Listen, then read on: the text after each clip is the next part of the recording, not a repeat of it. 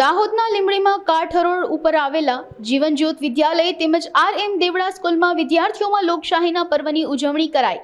બાળકોને મતદાન કેવી રીતે લઈ શકાય તેના ભાગરૂપે વિદ્યાર્થીઓમાં જાગૃતિ આવે તેમજ અત્યારથી સ્કૂલના વિદ્યાર્થીઓમાં મતદાન કરવાની જાગૃતિ ફેલાઈ હતી। શ્રીમતી આર.એમ. દેવડા માધ્યમિક સ્કૂલમાં બાળકોને લોકશાહી પદ્ધતિ અને ચૂંટણી પ્રક્રિયાથી માહિતગાર કરવા માટે શાળામાં બાળ સંસદની રચના કરવામાં આવી હતી। શાળાના આચાર્ય કુલદીપ મોરી તથા શૈલેષ ભાભોર દ્વારા તેમજ શાળાના સમગ્ર શિક્ષકોએ ભાગ લીધો હતો, જેમાં ધોરણ 1 થી 8ના તમામ વિદ્યાર્થીઓએ બાળ સંસદની ચૂંટણીમાં મતદાનમાં ભાગ લીધો હતો તેમજ આ અંગે વિદ્યાર્થીઓને તાલીમ પણ આપવામાં આવી હતી, જેમાં સમગ્ર શાળાને શિક્ષકોનો મહત્વનો ભાગ ભજવ્યો હતો। બાળ સંસદની ચૂંટણીમાં ઈવીએમ તેમજ બેલેટ પેપર સીલની પ્રક્રિયા પણ કરવામાં આવી હતી। ભારત એ વિશ્વનો સૌથી મોટો લોકશાહી દેશ છે અને એ મુજબ અમારી શાળા જીવનજ્યોત વિદ્યાલય લીંબડી શ્રીમતી આર.એમ. દેવડા માધ્યમિક સ્કૂલ લીંબડીમાં લોકશાહીને ધ્યાનમાં રાખી બાળ સંસદની ચૂંટણીનું આયોજન કરવામાં આવ્યું હતું। આજનું બાળક એ આવતીકાલનું ભવિષ્ય છે અને મતદાતા દ્વારા જે નેતાની જે વરણી કરવામાં આવે છે તેમાં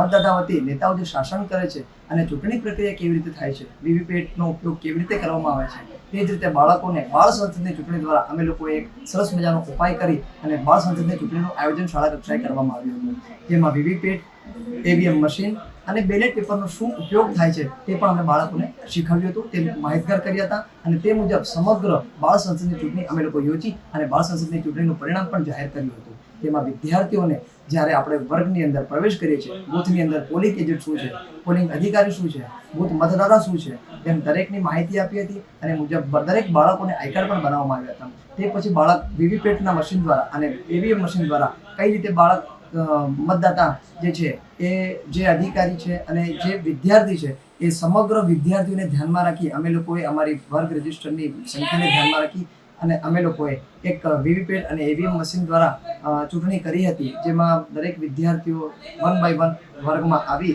અને બીપ સાંભળી અને ચૂંટણી કરી અને બાળકોને માહિતગાર કરી હતી। અમારી શાળાની અંદર ટોટલ સંખ્યા 1640 બાળકોની છે, જેમાં ધોરણ 6 થી 8માં આવતા તમામ બાળકોએ ભાગ લીધો હતો।